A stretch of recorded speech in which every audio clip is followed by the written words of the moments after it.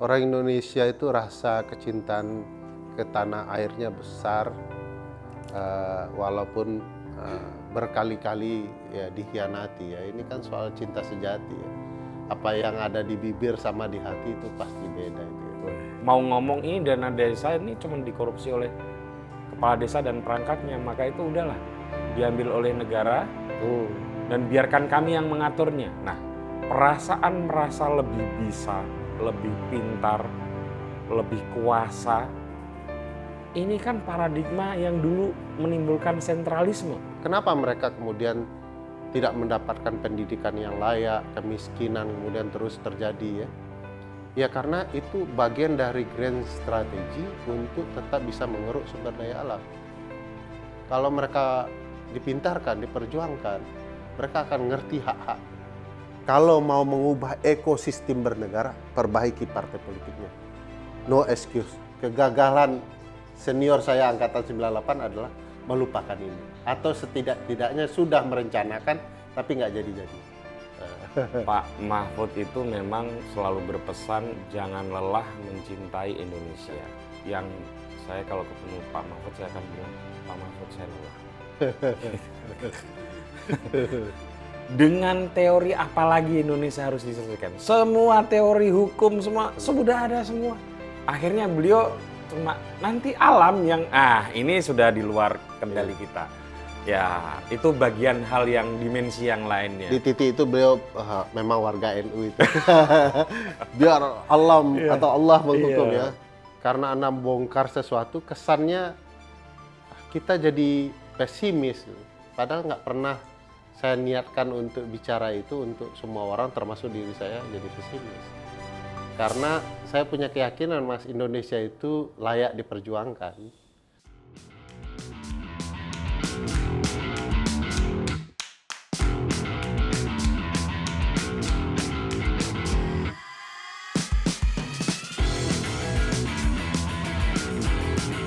Tapi ujiannya cosplay kayak Nabi.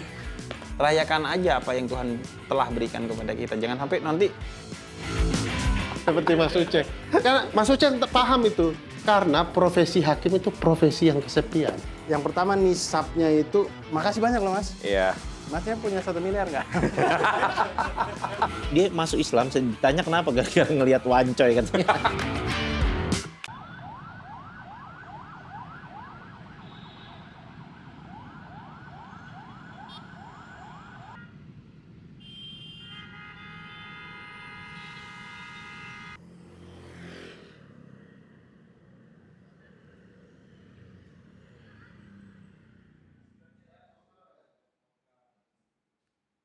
Halo teman-teman, ketemu lagi dengan saya Putut EA, Kepala Suku Mojo.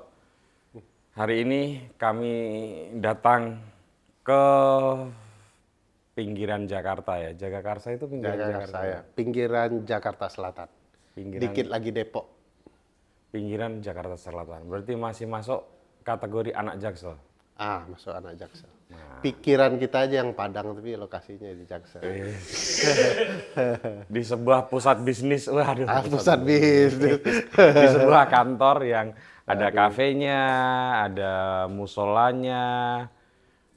Calon toko buku. Ada calon toko buku. Mau kerjasama dengan Mojo. Oh boleh. Terus ada bangunan baru yang mungkin berfungsi sebagai apa itu? Ya restoran, rumah makan ya. Restoran. Luar biasa. Dengan udah Ferry Amsari ya udah. Mas Putut. Orang yang menerima ajakan Pak Mahfud MD untuk tidak lelah mencintai Indonesia. Asik. Luar biasa. Kalau saya jujur saja sudah lelah. Sudah lelah ya. Capek saya. Sudah tidak masuk Piala Dunia. Ya, omon-omon terus presidennya ya. Iya. Nah, udah ini kayaknya nggak pernah bener-bener nggak pernah lelah mencintai Indonesia nih, terus menyampaikan kritik. Terus ini terbaru punya kabinet bayangan. Nah, nanti kita akan ngobrolin soal itu. Apa sih dah yang bikin Anda nggak capek gitu? Bukan nggak capek ya, pasti capek lah. Kayak orang kayak dirimu ketika sudah muak kan pasti malas kan. Ada waktu-waktunya, tapi karena studinya soal negara sih ya. Jadi mau tidak mau dipaksa ngomong kan, harus ngajar kan. Ya sedang kesal-kesalnya sampai malas juga pernah terjadi. Cuman ya balik ke kelas ya mau tidak mau ngomong. Akhirnya ya ngomong terus kan. Diajak diskusi mau tidak mau, apalagi kalau urusan advokasi publik kan. Itu jadi kalau capek ya capek lah sama kayak lain kan. Tapi tidak putus asa. Oke, capek-capek. Tapi tidak putus asa. Saya tidak pernah merasa untuk Indonesia pesimis, walaupun orang mengatakan kritik Anda karena Anda bongkar sesuatu kesannya kita jadi pesimis. Padahal nggak pernah saya niatkan untuk bicara itu untuk semua orang termasuk diri saya jadi pesimis. Karena saya punya keyakinan Mas, Indonesia itu layak diperjuangkan. Barusan diskusi saya omong begini, kenapa Indonesia layak diperjuangkan? Kita ini mau 81 tahun merdeka. Dan itu bagi saya tidak sekedar ajaib, tetapi memang sesuatu yang mustahil untuk terjadi. Kenapa? Ini negara archipelago terbesar di dunia. Betul. Tidak ada bangsa Indonesia. Bangsa Indonesia itu kan bangsa imajiner ya, yang diharap-harapkan bisa wujud. Yang ada kan bangsa Jawa, Betul. bangsa Minang, bangsa Melayu, Madura. Sunda. Lalu meninggalkan itu semua untuk menjadi satu bangsa yang namanya bangsa Indonesia. Betul. Bahasa aja berapa banyak. Yang masih eksis tuh sekarang lebih dari 200. 200-an. Ya, yang besar. Suku misalnya, berapa banyak. Saya karena besar di Jambi, saya tahu di Kerinci, orang bisa berdekatan, bahasanya udah beda. Beda. Oh, Anda besar di Jambi ya? Saya besar di Jambi. Asli pesisir selatan Sumatera Barat. Ibu bapak saya merantau ke Muara Bungo. Saya kenal beberapa orang yang kalau ketemu anak Kerinci itu ampun-ampunan, kita ini bahasa Korea atau bahasa apa gitu ya. Dan mereka itu beda, satu kampung ke kampung yang lain itu beda. Kaya betul. Tapi kok bisa hampir 81 tahun. Bulan besok kita 81 tahun. Kurang dahsyat apa? Sementara negara lain yang bertemu bahkan sebagai freedom fighters dengan bung besar di wilayah Afrika sebagian, Asia sebagian sudah nggak ada tuh negaranya. Negara baru muncul kan. Kita bertahan 81 tahun. Kurang pantas apa untuk memperjuangkan ini? Itu saja sudah layak untuk disyukuri ya. Layak disyukuri. Tapi jangan-jangan dah. Saya beberapa hari yang lalu, saya tidak berani menyebutkan ini ya, tapi saya beberapa hari yang lalu pergi ke Pulau Jawa, di luar Pulau Jawa, dan saya ngobrol dengan seorang sopir. Saya tidak kenal sopir ini kan, kita nyewa aja. Yang tidak saya, karena kita nyewanya itu 3 hari ya, jadi di hari kedua itu sudah sangat akrab gitu. Yang saya shock adalah dia melemparkan pernyataan begini. Tahu kalau keadaan kayak gini, kami ini lebih baik punya negara sendiri. Iya. Iya betul. Sumatera kemarin saya lihat ada poster atau apa di IG itu ya namanya, slide ya apa istilahnya, yang bilang Sumatera wajib merdeka kan. Karena seluruh sumber daya alam yang ada di Sumatera dinikmati oleh pusat dan jumlahnya terbesar dibandingkan daerah-daerah lain. Tapi Sumatera ya begitu-begitu aja. Sumatera lebih ngeri karena antrian BBM-nya dan mirip Kalimantan. Saya beberapa sering ke Kalimantan juga kayak gitu. Antrian BBM itu khusus untuk solar sudah bertahun-tahun. Sudah bertahun-tahun. Ya. Karena ada permainan bisnis kebun ya, terutama kebun sawit yang membeli pasokan solar publik kan. Karena mereka kan harusnya solar bisnis kan. Jadi beli yang murah mereka kan. Iya. Akibatnya ketersediaannya ini. Karena kalau untuk solar bisnis nggak masuk udah. nggak masuk. Nggak masuk. Nah, maka terjadilah itu akhirnya orang antri bertahun-tahun. Apalagi kemudian krisis minyak karena perang dan segala macam, tambah panjang tuh. Kalau Sumatera Utara kemarin ada yang meninggal malah kan. Meninggal, betul. Meninggal karena kecapean. Ya, ya keinginan itu sebenarnya saya merasa bukan sesuatu yang betul-betul diniatkan dari hati. Ah, Itu wujud kemarahan, ekspresi kekecewaan ya. ya. Betul.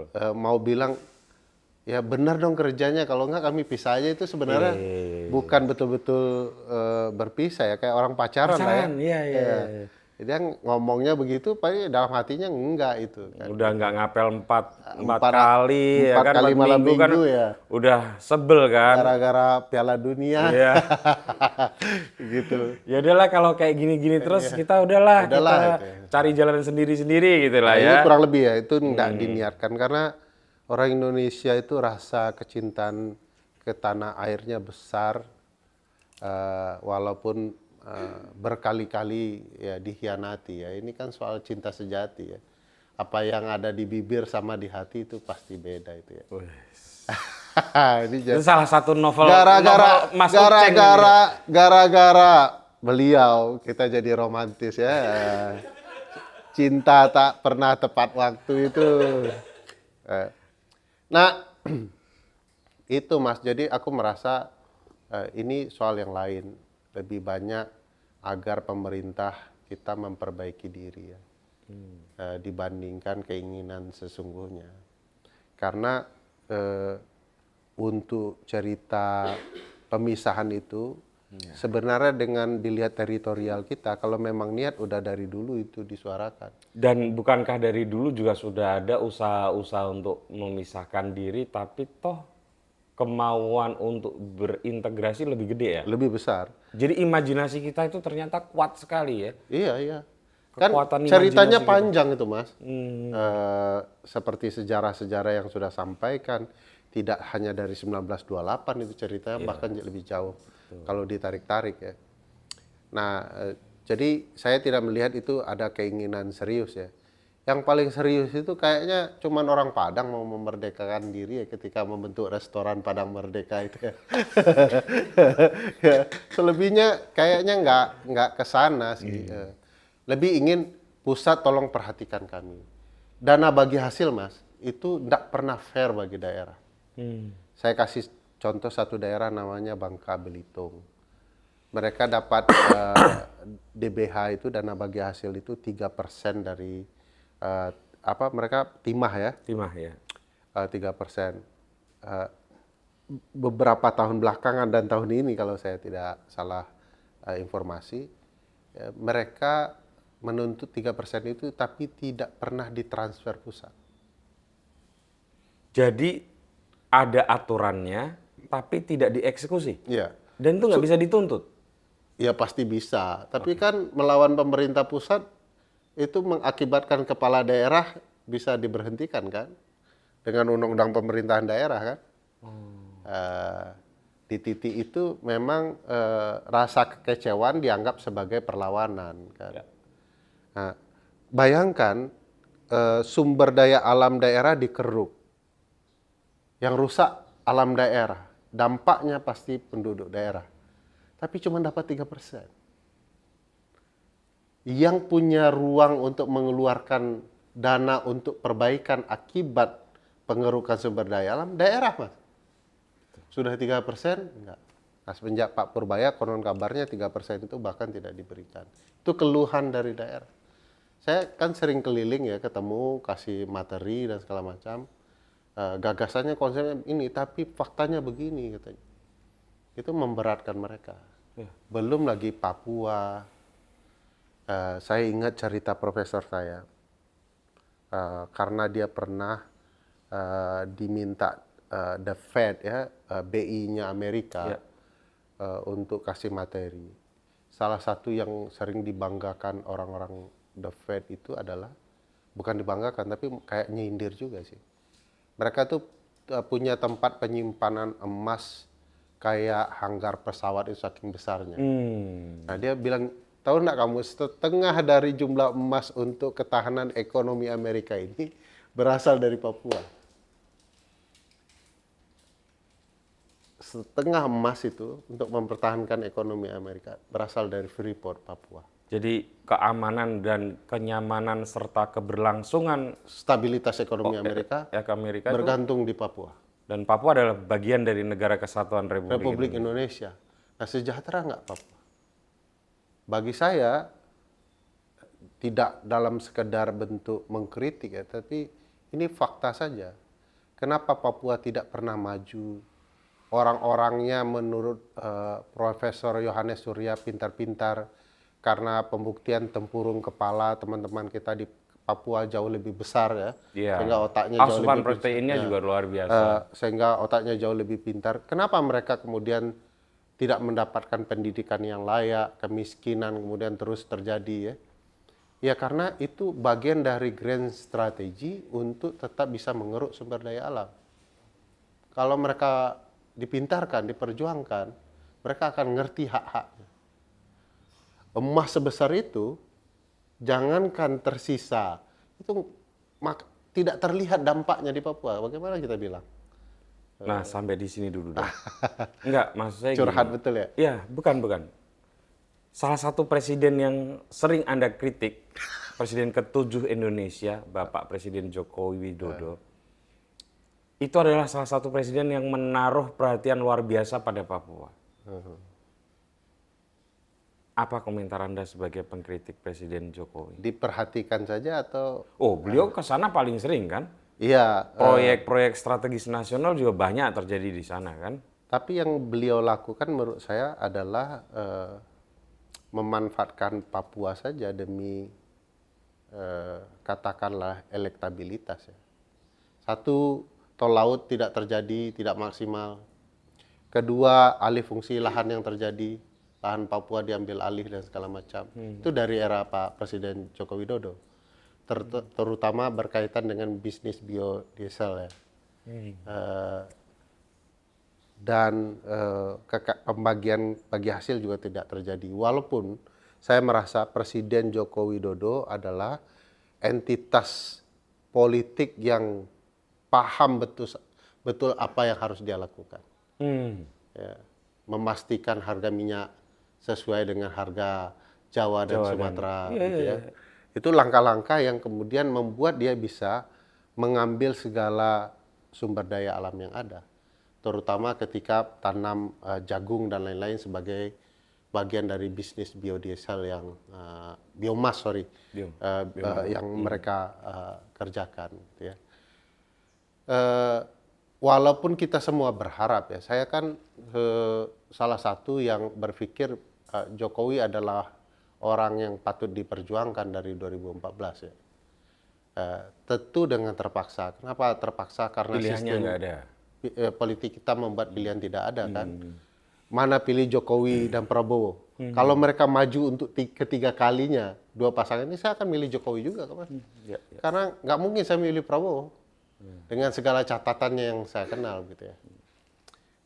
Jadi ya Pak Jokowi adalah bagian yang ya bermasalah di Papua.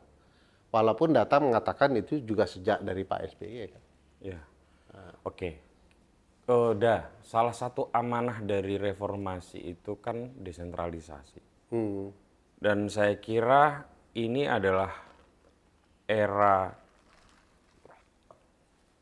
mundurnya desentralisasi ekonomi maupun politik di Indonesia.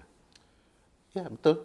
6 Padahal tuntutan, itu adalah benteng menurut saya benteng Salah satu ya. benteng terpenting ya Iya. dari demokrasi di Indonesia dan hak asasi perkawinan yang baik antara demokrasi dan hak asasi manusia menurut saya bukan Iya. pakar ya. ya. Ekosok terutama itu adalah desentralisasi. Ya. Saya mau cerita dari 6 tuntutan reformasi. Ya, silakan. Cuma satu yang tersisa. Yang lain sudah hilang. Hilang. Salah satunya otonomi daerah. Mengadili Pak Soeharto tidak mungkin, sudah meninggal juga. Ya. Jangankan mengadili, sudah jadi pahlawan juga kan. eh, pemisahan cabang-cabang kekuasaan sebagai konsekuensi sistem presidensial. Mau memurnikan sistem ini. Gimana sistem presidensial dengan pemisahan cabang-cabang kekuasaan? DPR tidak mengkritik eksekutif, Betul. malah sebagian eksekutif melaporkan kepada DPR, DPR merepresentasikan dirinya sebagai bagian dari eksekutif, sudah parlementer itu sebenarnya. Ikut pemilihan kabinet lagi kan. Kekuasaan kehakiman yang merdeka, dui fungsi sudah jadi multifungsi ABRI gitu ya. Lalu otonomi daerah yang seluas-luasnya sudah musnah dengan Undang-Undang Cipta Kerja. Di Undang-Undang Cipta Kerja gagasan paling basicnya ketika orang masih menganggap ini Undang-Undang cilaka ya, Cipta Lapangan Kerja. Pusat itu bahkan bisa mengambil alih kekayaan daerah atau sumber-sumber kekayaan daerah untuk urusan yang paling kecil. Kalau pajak atau retribusi untuk parkir pesawat, bisnis transportasi udara diambil pusat, saya masih bisa memaklumi. Karena mungkin daerah tidak mampu mengelola transportasi udara yang sangat besar itu ya. Nah, kalau laut juga oke, bisa diperdebatkan ya, walaupun Kepulauan Riau menurut saya dan daerah-daerah kepulauan pasti merasa dirugikan kalau diambil pusat. Tapi oke, karena mungkin ada bisnis kapal-kapal perusahaan yang besar-besar yang tidak bisa betul-betul dikelola daerah. Tapi kok bahkan kepikiran ngambil retribusi parkir darat itu nggak masuk di akal saya. Karena harus pakai standar dibentuknya peraturan pemerintah. Jadi ngambil semua kekayaan daerah hingga ke sum-sum kekayaan daerah itu. Begitu rakusnya pusat yang itu ya karena dirimu aktivis Geng 98 lah. Itu kan paling dibenci gitu ya ketika itu. Kalian terlalu rakus untuk mengambil ini semua. Sentralistik kan? Ya, sentralisasi secara ekonomi itu. dan politik. Iya. Nah, itu yang diperjuangkan ketika reformasi dan hari ini malah sama sekali tidak terjadi. Jadi sekarang tidak ada ceritanya kekayaan daerah, daerah mampu mengembangkan dirinya sendiri. Semua diambil sampai sum-sum paling dasarnya kekayaan daerah itu dimakan oleh pusat. Dan praktek nyatanya baru-baru ini akhirnya terjadi kan. Maksudnya di pemerintahan Bapak Prabowo ini, yaitu ketika transfer dana ke daerah TKD, ya. itu dimampatkan. Dana desa diperkecil, menurut saya itu ini sudah praktek di ujungnya sudah. Akhirnya kepala daerah yang dulu mungkin menganggap apa sih Undang-Undang Cipta Kerja gitu, apa-apa gitu ya. Mereka mencoba tuli. Iya. Akhirnya mereka sekarang merasakan sendiri. Ada beberapa daerah yang nggak bisa bertahan di bulan ke-8 atau bulan 10. Betul. Karena transfer itu tidak lancar ke daerah. Bahkan daerah-daerah yang sudah terlanjur punya pegawai kota obat ya, P3K ya. Kenapa saya sebut pegawai kota obat? Ya karena lambang kota obat kan P3K ya. Betul. Pertolongan pertama pada kecelakaan. Ya. Disebut pegawai kota obat juga mereka sebagai pelengkap penderitaan. Iya, ASN bukan. ASN bukan. Potnra juga bukan. Pesuruh iya. Ya, dan akhirnya mereka yang sudah ngambil banyak P3K kewalahan menggaji mereka. Maka timbul kerusuhan di mana-mana. Itu sudah diperkirakan jauh-jauh hari ketika kekayaan negara yang namanya APBN itu dipergunakan untuk hal-hal yang tidak diperlukan. Iya. Atau setidak-tidaknya tidak cermat untuk direncanakan. Dan dengan dalih, enggak kok, ini anggaran dari efisiensi kok. Gimana anggaran dari efisiensi? Kalau dari efisiensi nggak mungkin menjerit itu. Tapi ada satu paradigma yang menurut saya berbahaya udah. Yaitu seolah-olah satu pemerintah pusat itu mau bilang para kepala daerah ini nggak bisa kerja. dan tidak layak untuk dipercaya. Jadi itu menurut saya satu bahaya yang bisa membuat itu bukan hanya kepala daerah, termasuk kepala desa. Ini dana desa ya kira-kira kan ada mau ngomong ini dana desa ini cuma dikorupsi oleh kepala desa dan perangkatnya, maka itu udahlah diambil oleh negara dan biarkan kami yang mengaturnya. Nah, perasaan merasa lebih bisa, lebih pintar, lebih kuasa, ini kan paradigma yang dulu menimbulkan sentralisme. Iya, betul. Gimana tuh udah? Ya, dari awal saya dan teman-teman ya, khususnya yang nimbrung di isu anti korupsi, mencurigai bahwa ini jebakan Batman pemerintahan pusat terhadap pemerintahan daerah. Tata kelola keuangan daerah itu dibiarkan mengambang, sehingga terbukalah potensi orang untuk melakukan korupsi. Ya. Kan konsep korupsi selalu kalau nggak by need, by greed ya. Nah, begitu transparansi tata kelola buruk, by greed-nya muncul. Padahal pusat bisa melakukan upaya untuk memastikan pemerintahan daerah tidak mengkorupsi uang daerah. Bisa dipastikan. Bisa Maksudnya kalau penyebabnya adalah tuduhannya korupsi, kan bisa dibikin mereka nggak korupsi. sistemnya akan mudah dilakukan untuk tidak korupsi. Ya. Misalnya kalau kebutuhan daerah itu transfernya bisa langsung ke pengelola anggaran kan, atau orang yang harusnya diberikan anggaran.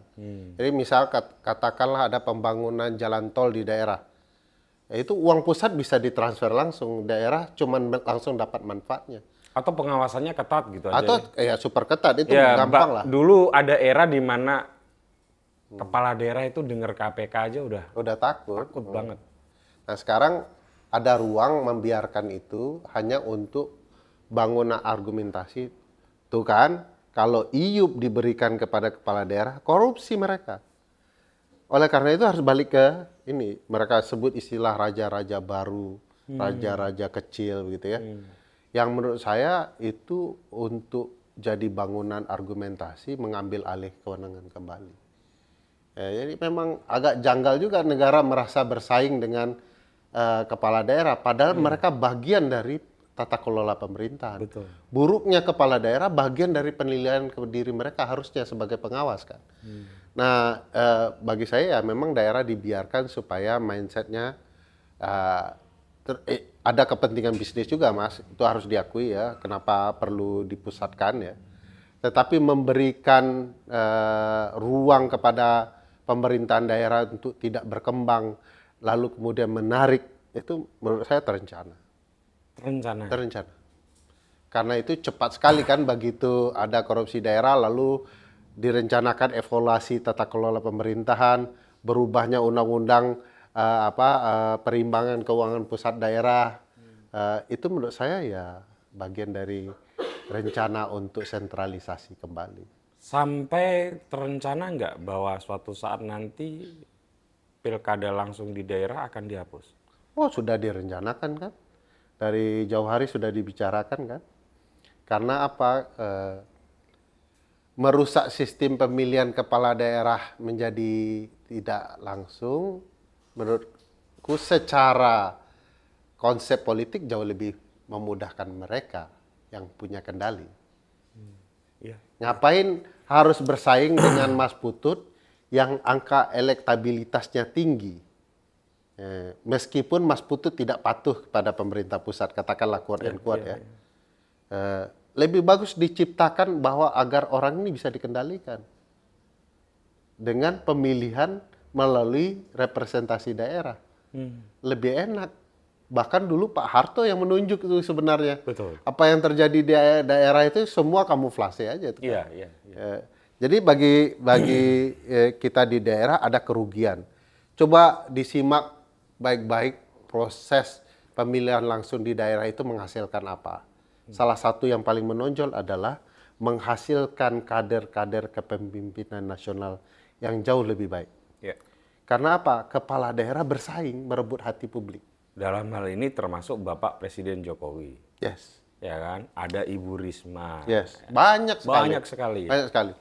Mereka begitu kepala daerah A mampu membangun jalan lebih baik karena itu keluhan warganya, mereka berpikir apa keluhan warga saya akan bangun. Kalau nggak mungkin KDM turun ke sungai kalau nggak pemilihan secara langsung kan. Ngapain coba? Ada pembuat kebijakan turun sendirian ke sungai. Kan tinggal buat kebijakan. Seluruh perangkat bersih-bersih sungai turun gitu, selesai itu. Kenapa harus sendiri? Karena dia perlu mendapatkan hati publik. Dan itu penting. Karena dengan begitu dia akan selalu tanya kebutuhan publik apa, supaya mereka terpilih kembali. Nah, ekosistem ini akan hilang kalau sudah di parlemen. Karena ngapain dengar Mas Putut cerita soal kebaikan daerah, nggak guna, nggak ada nilai suaranya. Ngapain Ferry Amsari di daerah perlu didengar? Nggak ada nilainya. Nilai suara ada di parlemen. Pastikan suara-suara itu memilih kita. Dulu di Orde Baru kan mereka dikungkung atau dikurung di satu hotel kan? Supaya tidak pindah-pindah kan suara. Bukan hanya itu, waktu mau mencalonkan saja sudah ini kan ada kayak semacam fit and proper test gitu ya. Oke dah. Nah, masalahnya adalah gini. Sekarang sudah mulai banyak bermunculan di media, terutama media-media daerah atau media sosial. Daerah itu betul-betul kacau. Membangun jalan kecil di kampung sudah nggak sanggup. Makanya banyak tuh yang viral, akhirnya warga membangun sendiri jalannya, membangun sendiri jembatannya. Enang-enang di Aceh ya. Termasuk yang di Aceh. Membangun irigasi yang rusak, nggak sanggup. Bahkan beberapa kepala daerah sudah mulai utang untuk membayar pegawai P3K itu. Kemarin puluhan kepala daerah berharap bisa bertemu Menteri Keuangan. Mau bujuk kan, tolong daerah kami dulu. Bayangkan ada 500-an daerah yang perlu didengarkan soal TKD. Betul. Nah itu kan akhirnya kemudian yang dirusak dalam tanda kutip adalah hak-hak ekonomi masyarakat Indonesia langsung. Bayangin kalau irigasi saja nggak bisa dibenerin. Gimana bertani ya? Iya, jalan nggak bisa dibenerin. Ini kan yang dasar aja lah, ini infrastruktur dasar kan. Kita belum memikirkan soal internet, pendidikan yang layak, belum. Ini yang dasar-dasar aja gitu. Kalau kayak gitu, berarti apa gunanya desentralisasi? Saya punya keyakinan Mas, tidak akan ada pemerintahan pusat yang betul-betul mampu mengelola Indonesia yang seluas ini. Oleh karena itu, kalau pemerintah tidak berbagi peran, pasti gagal. Setuju. Kalau cakrawalanya hanya mau mengambil kekayaan daerah, maka tidak akan mungkin publik daerah akan menikmati kekayaan itu. Jadi harus bagi, tidak hanya sekedar bagi hasil, bagi peran juga perlu dilakukan.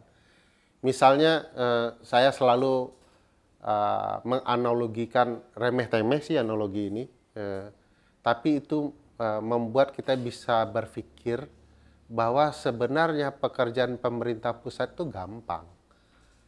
Hanya mereka mempersulit agar kemudian ya sekali lagi untuk merebut kekayaan yang banyak di daerah kita. Nah, contohnya misalnya di dunia pendidikan, dunia yang saya geluti ya. Kan seluruh The Seven Samurai Universities kata guru saya ya, ada di Jawa. Sehingga cita-cita memeratakan kualitas pendidikan itu akan sulit tercapai kalau semua hal yang hari ini dilakukan akan selalu ingin dipertahankan. Gimana bisa mengalahkan UI, ITB, UGM, UNER ya? Brawijaya, ya, Seven Samurai itulah ya, dengan daerah Indonesia Timur yang uangnya udah berdarah-darah, setengah dari kekayaan universitas yang 7 ini pun tidak sampai, tidak mereka mampu miliki. Gimana kuliahnya, uang kuliahnya, praktek labornya layak, gitu ya. Nah, gampangnya sebenarnya pemerintah pusat bisa membangun prioritas daerah mana, kampus mana yang harus dikembangkan terlebih dahulu. Anggarannya lebih dari 20% menurut konstitusi. sekarang sudah 23% lebih ya. Seperempatnya kantong APBN itu untuk Masuk ke situ. pendidikan. Masa nggak bisa per tahun kita memajukan 1 atau 2 kampus di luar Pulau Jawa, Mas? Nggak masuk akal bagi saya. Tapi tidak pernah dilakukan karena apa? Anggaran selain dibagi-bagikan ke kampus-kampus besar, saya mau menyebut entitas bisnis pendidikan ini yang bernama negara, itu menggunakan proyek-proyek yang sebenarnya tidak terkait langsung dengan pendidikan. Tidak sekedar MBG ya. Banyak hal yang kemudian mereka lakukan bukan untuk urusan pendidikan murni. Makanya Mas Putut nggak perlu heran perpustakaan kampus di Pulau Jawa saja sebenarnya tidak layak untuk meningkatkan kualitas pendidikan kita. Apalagi kami di daerah. Saya dan teman-teman dosen di kampus kami itu sudah berbuih-buih perpustakaan bagaimanapun harus 24 jam. Dan bukunya harus banyak. Bukunya harus, kalau nggak ngapain 24 jam kalau terbatas. Tempatnya harus nyaman. Nyaman gitu ya. Saya lihat di kampus-kampus luar negeri, mahasiswa itu tidur di Di perpustakaan. perpustakaan, betul. Kalau waktu kuliah, mereka tuh lebih banyak tidur di perpustakaannya. Bangun itu mereka tanpa mandi masuk kelas gitu ya. Saking nyamannya kehidupan mereka untuk belajar. Begitu mau weekend mau masuk, baru mereka itu menghibur dirinya. Minggu sore ada lagi di perpustakaan. Dan itu sebetulnya Pak Purbaya mengalami itu. Nah, itu juga menurut saya aneh ya. Kenapa kemudian Pak tidak Purbaya kan terinspirasi? bertahun-tahun tidur di perpustakaan dalam ya, harusnya. tanda kutip. Iya. Nah, itu aneh cara kita mengelola negara. Bayangkan kenapa saya ambil contoh pendidikan, Mas Putut? Karena di sini banyak orang pintar. Nah, Mas Putut bayangkan di urusan yang tidak banyak orang pintar. Bagaimana negara ini dikelola? Nah, gini dah. Pak Mahfud itu memang selalu berpesan jangan lelah mencintai Indonesia. Yang saya kalau ketemu Pak Mahfud saya akan bilang, Pak Mahfud saya lelah. Tapi beliau juga beberapa kali memberi penekanan 2 hal. Satu, di bidang apa sih yang kita nggak rusak? Sebut. Karena setan versus setan itu. Di bidang mana Indonesia ini nggak rusak? Ayo, sebut. Ya, pasti. Kena. 1. Ya. Yang kedua, dengan teori apa lagi Indonesia harus diselesaikan? Semua teori hukum, semua sudah ada semua. Akhirnya beliau cuma nanti alam yang, ini sudah di luar kendali kita. Ya, itu bagian hal yang dimensi yang lainnya. Di titik itu beliau memang warga NU itu. Biar alam atau Allah menghukum ya. Termasuk yang selalu mengutip itu ya, apa syair-syair yang biarkan orang-orang dolim saling bertikai. Ya memang ada di kampung-kampung itu syair-syair itu. Iya.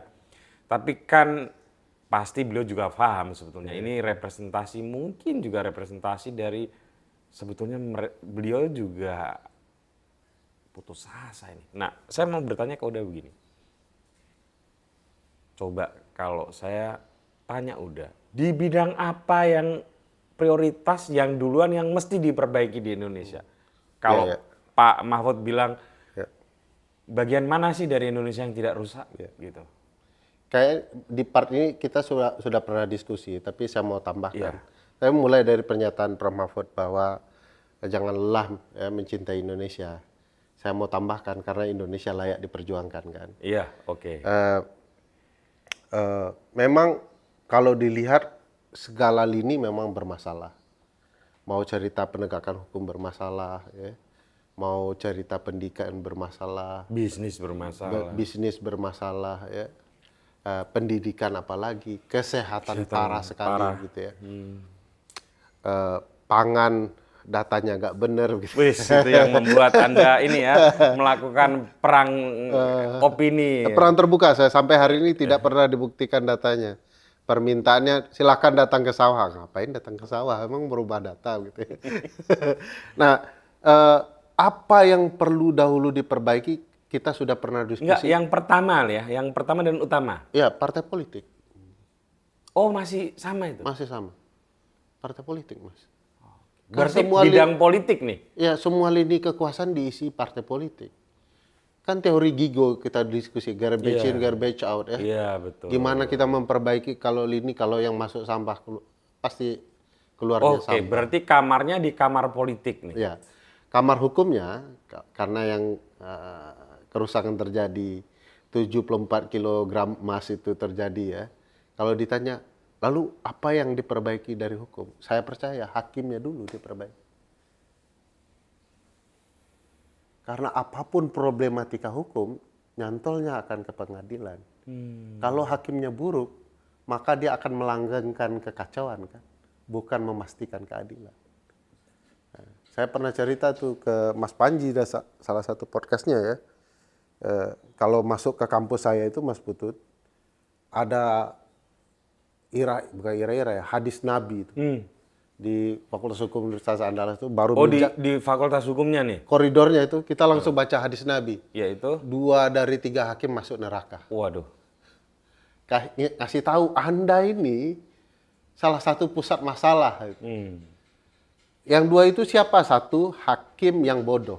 Hakim bodoh nggak mungkin bisa menegakkan hukum. Maka terlarang orang hukum itu bodoh. Makanya kan di negara maju kayak Amerika, medical doctor sama lawyernya harus orang yang punya nilai tinggi dari fakultas lain. Mereka nggak punya S1 kan. Jadi pintar di politik, pintar di sastra, mau masuk hukum, nilai Anda itu menunjukkan kedewasaan Anda, nggak apa-apa. Kuliah di hukum atau kuliah di kedokteran. Gitu. Kita rata-rata penegak hukum kita tidak punya kedewasaan nilai berpikir, ya termasuk bodoh gitu, ya nggak layak jadi hakim gitu. Dan itu Anda bagian dari itu loh. Anda pendidik. Nggak, iya betul. Itu bagian dari kegagalan saya, itu harus diakui secara terbuka. Saya tidak mampu mereformasi bahkan kampus saya sendiri. Harus ada sistem yang mengubah sesuatu kan. Ya, sistem yang lebih besar ya. Ya, orang bodoh tidak layak satu. Tidak boleh orang bodoh mengadili rasa keadilan orang lain. Kedua, orang pintar tapi mempermainkan hukum. Di 2 ini sudah ada ciri-cirinya di perkara putusan 90 kan. Ya banyak yang bermasalah hakimnya gitu, mempermainkan hukum gitu. Nah uniknya Mas Putut, 2/3 dari 9 hakim itu 6 banding 3 itu cocok dengan perbandingan hakim dalam perkara 60. Oh. 90. 90. Ya. Iya. 6 mengatakan Gibran layak untuk mencalonkan, 3 menolak gitu ya. Iya. 6 dalam tanda kutip masuk neraka ya. Kan saya udah bilang dalam tanda kutip. Tanda kutip, betul. Nah, hakim menjadi catatan penting. Rata-rata hakim kita punya masalah karena sebagian mereka diseleksi dengan cara PNS. Bukan orang yang dicari itu orang yang betul-betul mampu mengadili, punya track record yang baik. Ya. Kita kan diisi ujian hakim gitu ya. Nanti ikut pendidikan, baru kemudian dilantik jadi hakim. Menurut saya, hakim ini top of the top-nya orang hukum. Jadi yang jadi hakim pasti orang terbaik. Sudahlah dia pintar, dia betul-betul paling paham hukum. Ferry Amsari sudah pasti nggak layak. Saya merasa saya nggak layak. Karena tidak hanya soal etika yang dipahami sebagai sebuah pemahaman hukum, tetapi juga halus budi perasaan. Kerjaan saya ngkritik orang, nggak cocok halus budi perasaannya. Jadi kalau Anda nggak cocok nanti Prof. Uceng nggak cocok. Nah, ini orang-orang baik yang menjadi pengkritik nanti nggak cocok semua. Sudah pasti atlet-atlet lari yang tiap hari lari itu nggak cocok jadi hakim. Seperti Mas Uceng. Karena Mas Uceng paham itu. Karena profesi hakim itu profesi yang kesepian. Dia bahkan menghindar dari keramaian. Mas Uceng itu pelari kesepian. bukan pelari culture dia. Saya lihat dari foto-fotonya culture juga abang saya ini. Jadi kalau mau perbaiki hukum, pastikan peradilan itu tempat yang takut bagi para penjahat dan tempat penuh harapan bagi para pencari keadilan, Justitia Belem.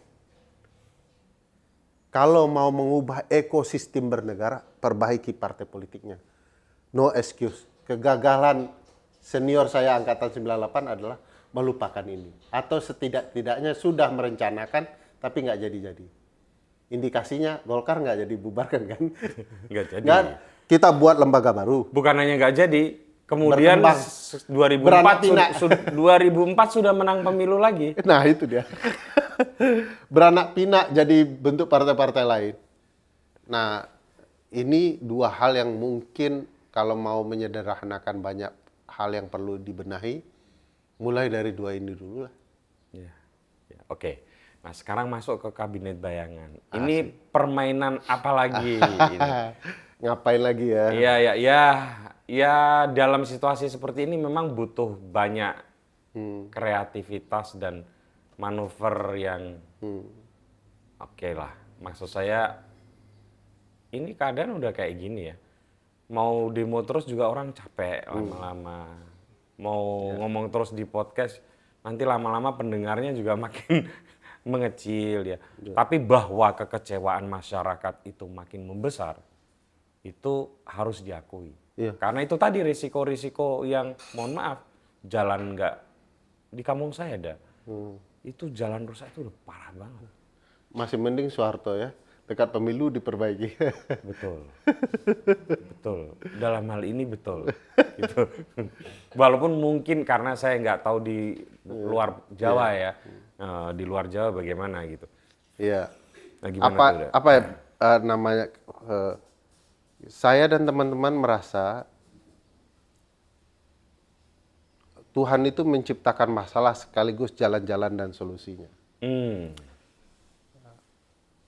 Masalah-masalah muncul itu yang membuat kami kepikiran kabinet bayangan. Apa masalahnya? Tiba-tiba kan dalam sistem ketatanegaraan di dunia umumnya ada 3 sistem hukum. Presidensial, parlementer, dan hibrid, campuran. Oke. Masing-masing punya ciri khas. Begitu kami lihat keadaan negara kok mirip parlementer ya. Di mana relasi eksekutif dan parlemen itu satu kesatuan. Mereka tidak terpisahkan. Betul.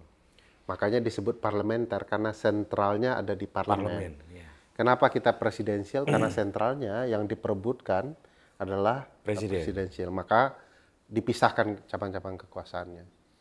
Kenapa disebut mirip-mirip parlementer? Ya itu tadi. Ada menteri yang lapor wakil ketua DPR. Ada wakil ketua DPR yang kemudian melapor apa yang terjadi selama presiden pergi berkunjung ke luar negeri, gitu ya. Ada wakil ketua DPR yang ikut seleksi kabinet, gitu ya. Ada wakil ketua DPR yang ikut pengumuman kabinet di belakang presiden. Itu sudah tercium sekali nuansa atau aroma sistem parlementernya. Kok begini jadinya? Padahal salah satu gagasan reformasi adalah memastikan penyelenggaraan sistem presidensial secara murni dan konsekuen. Karena setiap pilihan ada konsekuensinya. Nah ini kok berubah konsekuensinya. Begitu kita, aneh kita ya, kok kita jadi kayak parlementer tapi ngakunya presidensial. Kita ngomong-ngomong itu, wah kalau parlementer asik juga nih. Karena bisa didebat tuh pemerintahan karena mereka duduk di parlemen berseberangan. Satu anggota parlemen yang isinya pemerintahan, dia anggota parlemen tapi menteri kehakiman. Dia anggota parlemen tapi jaksa agung gitu ya. Biasanya gabung nih menteri kehakiman sekaligus jaksa agung. Dia anggota parlemen menteri transportasi, layanan publik, kesehatan. Berhadapan dengan oposisi yang face a face dengan mereka. Mereka punya menteri kehakiman, jaksa agung, kabinet bayangan. Shadow cabinet. Membayangi pemerintahan. Yang kapasitasnya biasanya sama kuatnya. kalau dia jagoan di bidang kesehatan, layanan kesehatan masyarakat, biasanya shadow kabinetnya orang yang punya kapasitas yang sama. Jadi dia nggak bisa nipu oposisi, Mas. Oh bilang konsep layanan kesehatan masyarakat begini, bisa dilawan sama si shadow kabinet. Itu penipuan Anda tuh, nggak ada teorinya, nggak ada praktiknya yang begitu. Anda tidak melakukan penelitian kok buat kebijakan begitu. Gitu.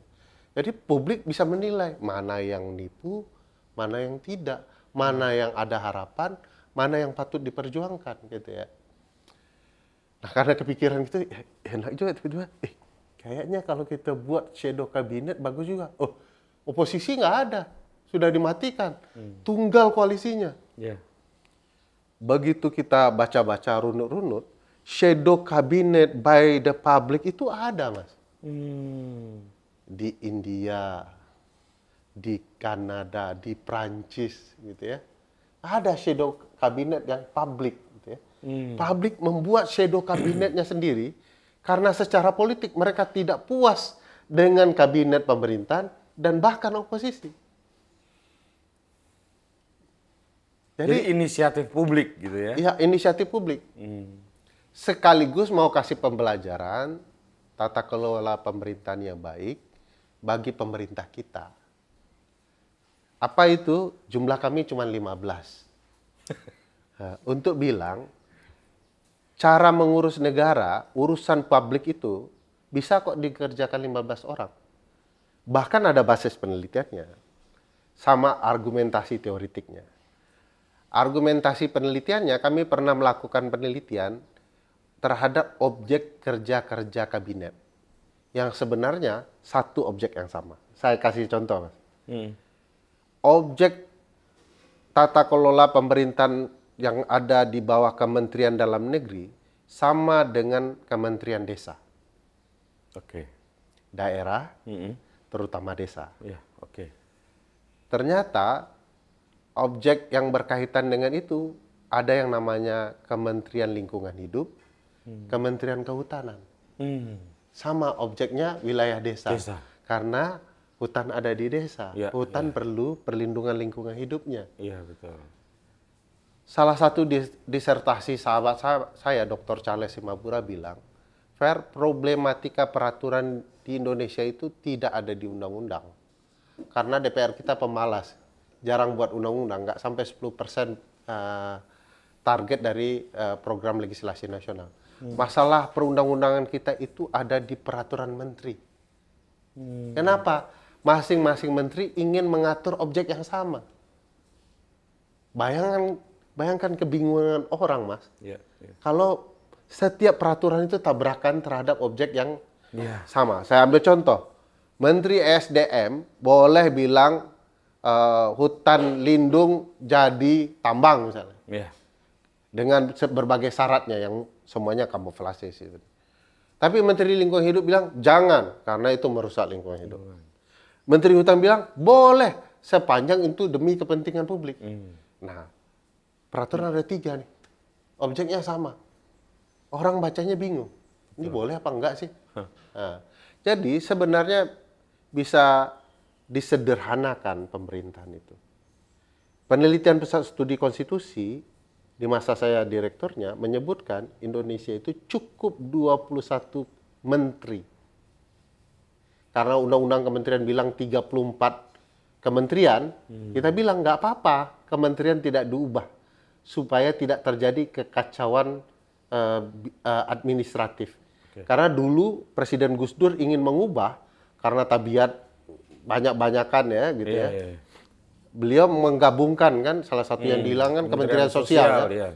Tapi itu kan ribut karena administrasinya ternyata besar kan, kop surat itu segala macam ya.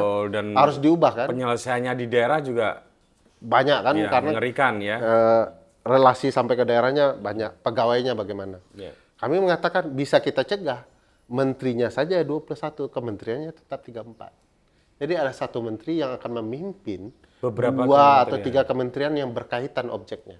Dan itu nggak masalah. Tidak tabrakan kan? Iya, betul. Jadi ada basis penelitian. Basis teori atau contoh negara lain juga ada. Amerika itu luas wilayahnya lebih luas dari kita daratannya. Ya. 50 negara bagian. Rata-rata jumlah kabinetnya 15 sampai 21. Tapi mereka desentralisasi. Yes, itu yang memudahkan mereka dalam perspektif itu. Tapi jangan lupa, Amerika itu tidak hanya mengurus negaranya, ngurus negara orang lain juga.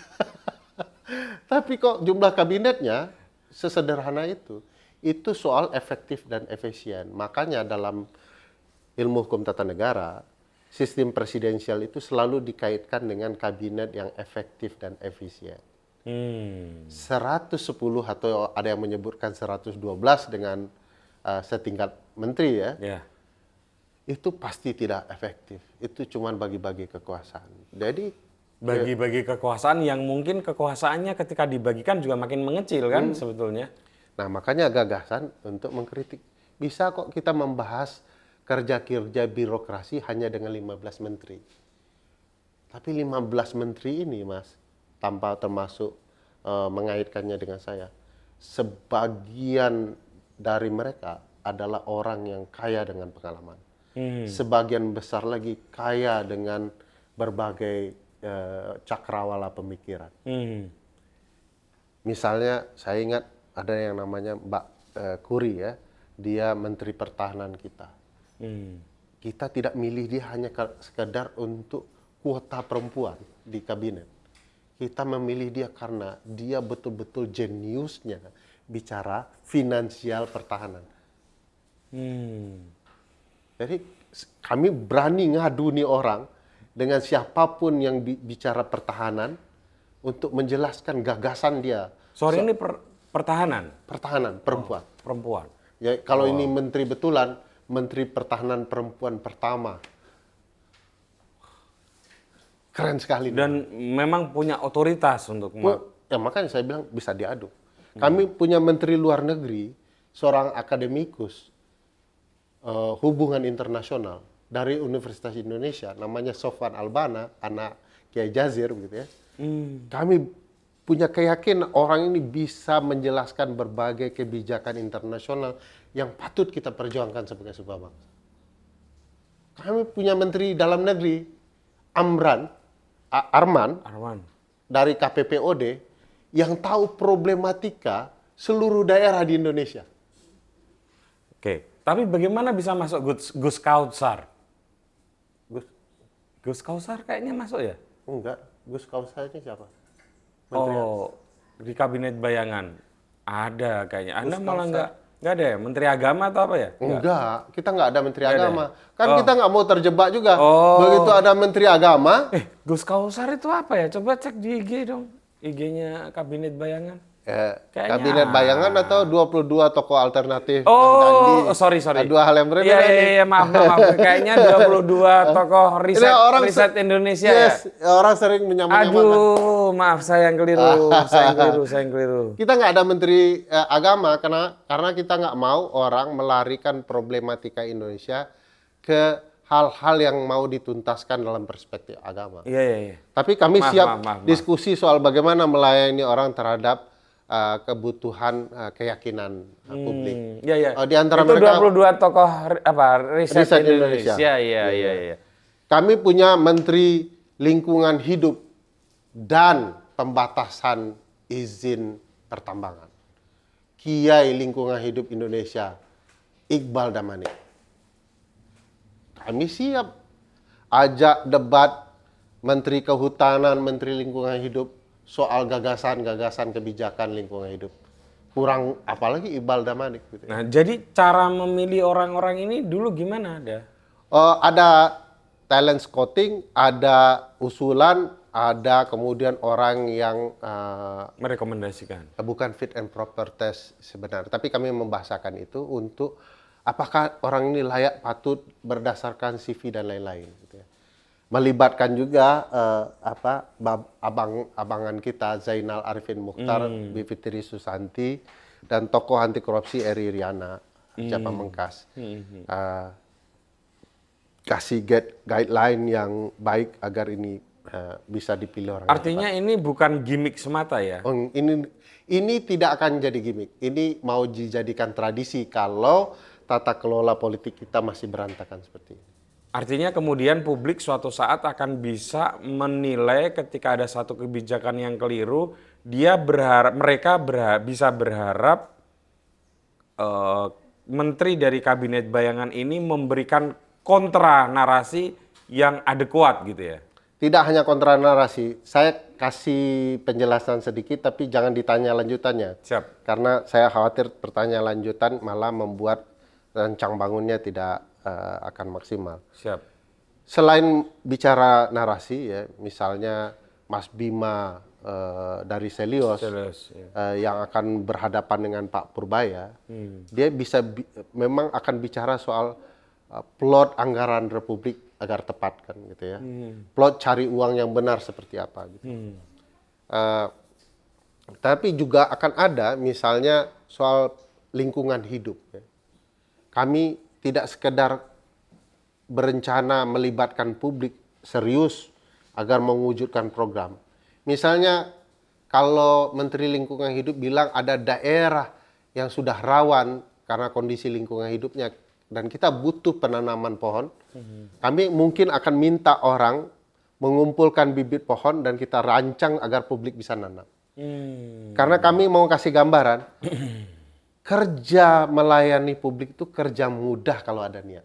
Apalagi kalau negara yang melakukan, yang ada kekuatannya. Ada kekuatan. Ya. Ada kekuatan hukum sampai kekuatan uang. Iya, segala-galanya. Jadi kita mau kasih gambaran agar publik sadar ada daya saing Oke. antara pemerintah dan kelompok sipil ini. Tujuannya tidak jahat, tujuannya agar pemerintah terpacu untuk lebih baik. Kalau orang kerdil-kerdil ini aja bisa melakukan sesuatu, masa negara tidak bisa melakukan lebih dari itu? Tapi kan untuk bangun jembatan negara sudah kalah dengan rakyat di Aceh ya. Dan di beberapa tempat Yes. Pemerintah daerah kemudian bertugas meresmikan. Ironis sekali. Ironis tuh. Walaupun dua-duanya sedang dalam korban. Ya. Iya, pemerintah daerahnya emang nggak sanggup, mau gimana lagi. Ya, tapi kan ironis ya. Di tengah ya banyak hal yang dibuang secara sia-sia. Iya, kalau tidak memikirkan proyek sih penyelamatan keuangan daerah dan keuangan negara kita bisa terjadi. Dah. Di situ saya mau juga tanya. Saya sudah mewawancara dan ngobrol dengan banyak teman yang tahu bisnis dan melakukan bisnis.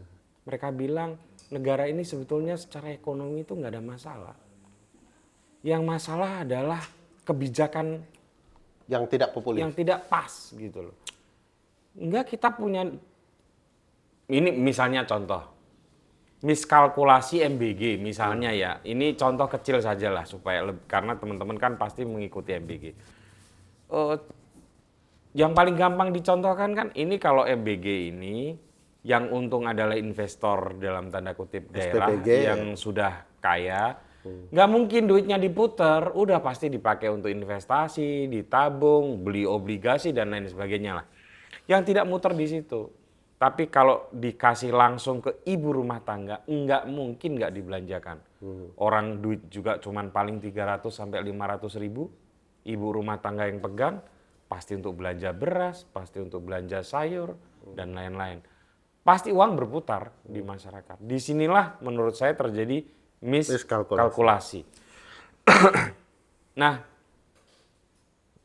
balik ke soal bahwa ini sebetulnya negara ini cuma butuh pemimpinnya membuang egonya, gitu ya, sebagian egonya yang agak nggak masuk akal, yang juga nggak taat pada azas. Anda di salah satu podcast tuh bagus banget menyebut ada RIA, ya, Regulatory itu sebetulnya ya, bahkan dulu waktu saya sering menjadi peneliti di beberapa proyek di LSM saja, kita ada asesmen, ada piloting, ya. MBG nggak ada piloting.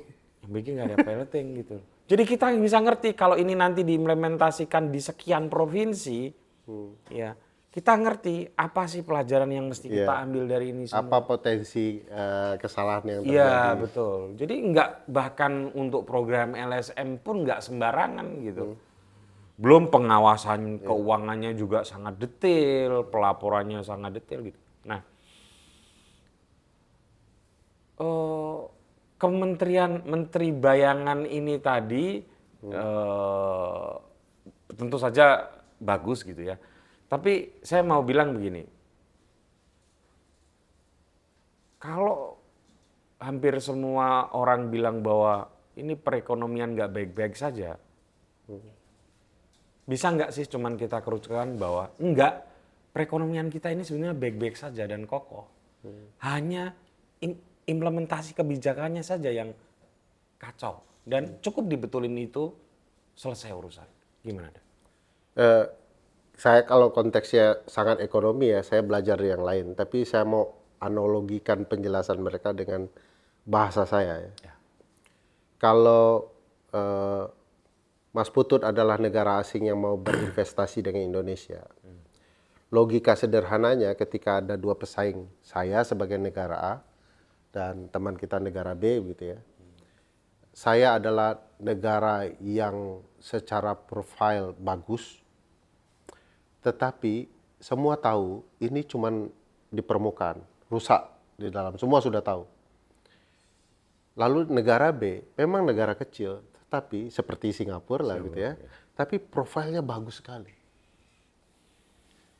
Kemana Mas Putut mau investasi terlebih dahulu? Pasti ke negara yang profilnya bagus. Betul. Itu alamiah saja.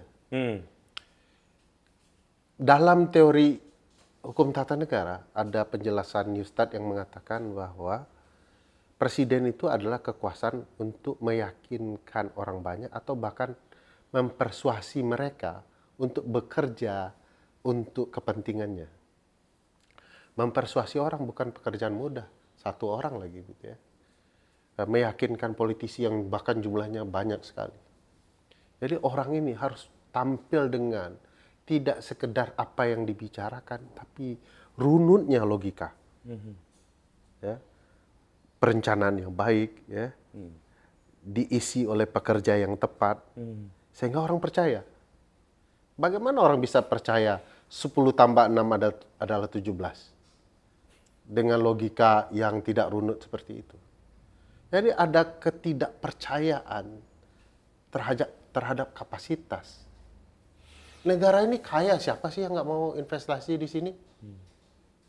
Digali tanahnya, ada emasnya, ada Ada nikelnya, banyak banget. ada berbagai hal. Minimal ada pasirnya lah, ada batu. Dari zaman penjajahan orang menyeberang ya, ratusan ribu kilometer ya, untuk mengambil satu biji saja untuk dijual. Saya terkejut ketika membaca sejarah bahwa biji kopi Minangkabau di tahun 18 sekian-sekian adalah biji kopi pertama yang di roasting di New York. Oh ya? Saya bilang, segitunya biji kopi di Sumatera Barat gitu ya. Dicari dan kemudian di roasting di sana. Bayangkan biji kopi yang lain. Kok bisa ngurus negara yang super kaya ini kita gagal? Jadi orang bukan ragu kekayaan negara ini untuk berinvestasi, tapi ragu terhadap pemimpinnya. Cangkul bagus, tapi kalau cara mencangkul petaninya adalah cara mencangkul orang yang tidak pernah mencangkul. Kan pernah lihat ya teman kita itu kalau kita sedang nyapu lah di kos-kosan kan. Nah ini anak mami nih, sudah pasti dari cara dia nyapu anak mami sudah. Itu namanya feeling investor, Mas. Okay. Ngelihat ini nggak benar nih. Ya, ini kurang nggak jujur nih. Ini enggak. Ya, jadi bagi saya wajar kalau ada perspektif bahwa kehancuran ekonomi kita disebabkan oleh orang yang mengelola ekonomi itu. Nah, itu penjelasan teman-teman ekonomi ya. Kalau saya pendekatannya hukum tata negara pasti. Oke. Udah kita sudah 1 jam lebih. Siap. Kita tutup dengan satu pertanyaan hiburan. Waduh, berat nih. Tapi hiburan ini menurut saya penting. Saya takut ini pertanyaan ini menjebak Zainal Arifin Mokhtar. Membuat dia KO berkali-kali itu. Jangan pura-pura baik Anda. Bahaya pertanyaan Anda itu. Enggak. Ini benar-benar hiburan. Ya. Tapi ya hiburan yang ada sedikit isinya lah semoga. Kalau pemilu 2029, kok udah ketawa? Dilakukan besok pagi. Iya. Siapa tokoh yang Anda pilih jadi presiden? Zainal Arifin Mokhtar. No doubt. Tapi katanya pelari culture. Seburuk-buruknya pelari culture seperti Zainal, dia lebih baik dari pelari-pelari yang lainnya. Atau calon presiden yang tidak bisa lari. Waduh. Kalau saya harus fair. Kalau saya Prof. Mahfud MD. Profesor Mahfud MD. Kalau secara senioritas dan kemampuan dia di atas Zainal Arifin Mokhtar. Tapi apakah beliau masih mau maju setelah pemilu 2024 dengan penuh kecurangan kemarin? Iya, saya enggak. Ada pelajaran politik yang menurut saya penting. Yang saya juga harus jelaskan kepada publik.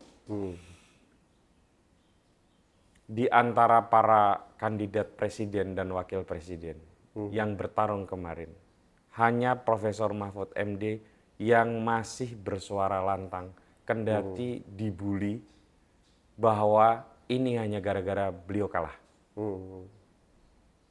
Calon presiden yang lain diam, seolah mencari selamat, seolah berharap semua ini akan baik-baik saja dan mereka bisa bertarung di pemilu selanjutnya. Padahal di saat-saat seperti ini kita butuh orang yang berani bersuara lantang, dan di saat seperti inilah kita bisa tahu nyali kepemimpinan seseorang. Itu menurut saya. Kalau soal kebaikan, soal orang yang bisa memimpin, saya sudah pernah nulis soal Prof. Mahfud. Satu hal yang saya kagumi dari sikap beliau ya, ketika beliau berkunjung ke Sumatera Barat sebagai ketua MK, hadir di acara di aula provinsi, dan saya melihat betapa dahsyatnya mentalitasnya sebagai pemimpin, dan saya yakin dia pasti tidak sombong dan arogan. Kenapa? Dia duduk ketua MK nih, bukan ketua MK yang paman.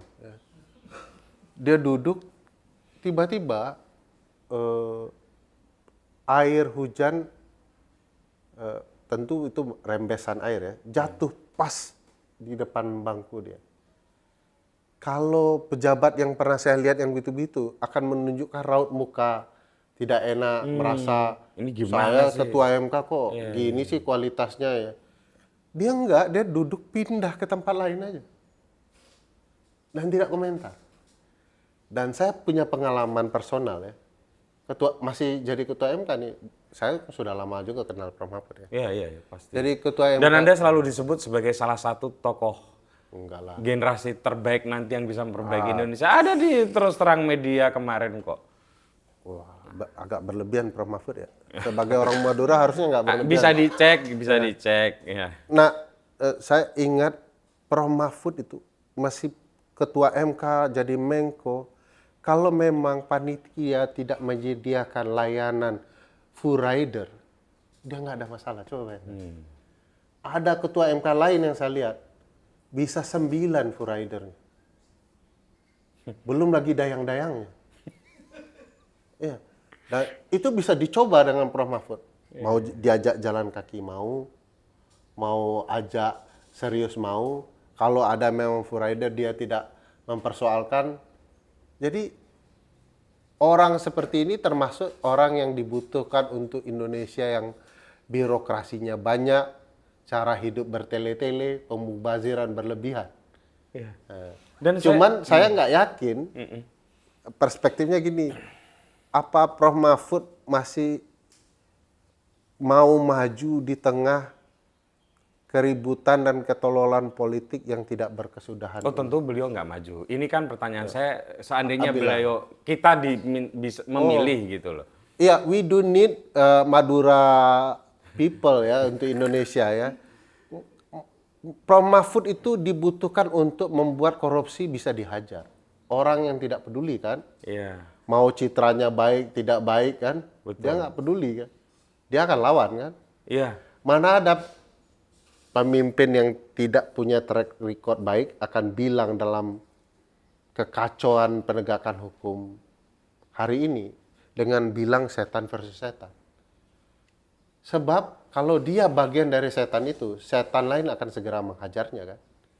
Oh iya. Dia pasti punya keyakinan dia tidak ada masalah, sehingga dia berani menyebut kerusakan ini dengan setan versus setan. Iya.